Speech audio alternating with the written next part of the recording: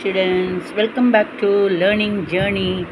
இது வந்து ஆக்சுவலாக பாருங்கள் எப்படி தரன்னு இருக்குது பார்த்தீங்களா? இங்கே பாருங்கள், தரன்னு அப்படியே தரன்னு இருக்குது, அப்படியே தரன்னு இருக்குது. ஆனால் சாஃப்டாக இருக்கும், ரொம்ப கரடு மரடுன்னு இல்லை. இங்கே பாருங்கள், இது பாருங்கள், இப்படின்னா அப்படியே போகுது. இங்கே இருங்க, இப்படி போகுது. இது என்னன்னா, இதுதான் ஹோம்மேடு சாம்பார் பொடி. இந்த சாம்பார் பொடியை நான் ப்ரிப்பேர் பண்ணியிருக்கேன்.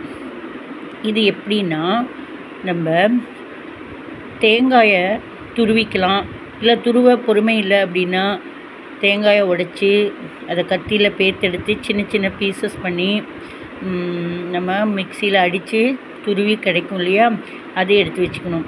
என்னோடய சாம்பார் தனியாக ஒரு அரோமா, நல்ல வாசனை வருது அப்படின்னா அதுக்கு என்ன காரணம் அப்படிங்கிறத நான் சொல்கிறேன். ஆக்சுவலாக நான் வந்துட்டு அரவலுக்கு துவரம்பருப்பு போடுவேன். துவரம்பருப்பு நல்லா செவக்க வறுப்பேன். தனியா, கொத்தமல்லி வரேன்னு சொல்லுவாங்க இல்லையா, அது, வெந்தயம், வரமிளகா, தேங்காய், இந்த 5 பொருளையும் நல்லா பக்குவமாக வறுத்துக்கணும்.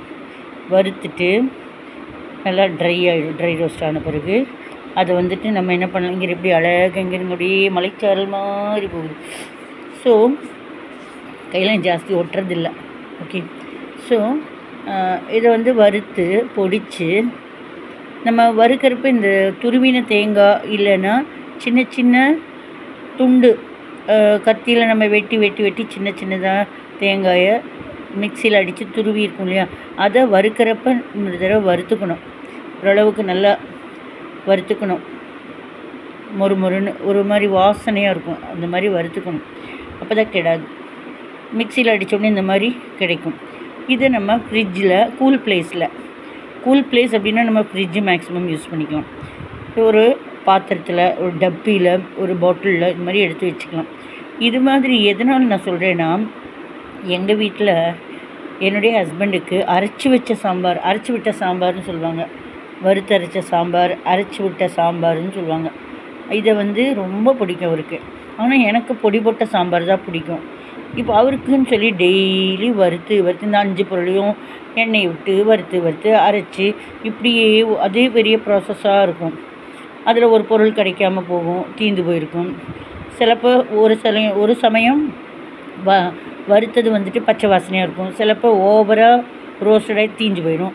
இந்த அவசர ஆத்திரத்தில் இதுக்கெல்லாம் அவாய்ட் பண்ணுறதுக்கு தான் ஒரு நாள் நம்ம ரிலாக்ஸாக இருக்கிறப்ப அழகாக செஞ்சு வச்சிட்டோம்னா, டக்குன்னு எண்ணெயை வச்சு கடுகு, வெந்தயம், கருவேப்பிலை, கொத்தமல்லி, தக்காளி, வெங்காயம் வணக்கிட்டு என்ன காயோ அதை போட்டு வதக்கிட்டு அடுத்தது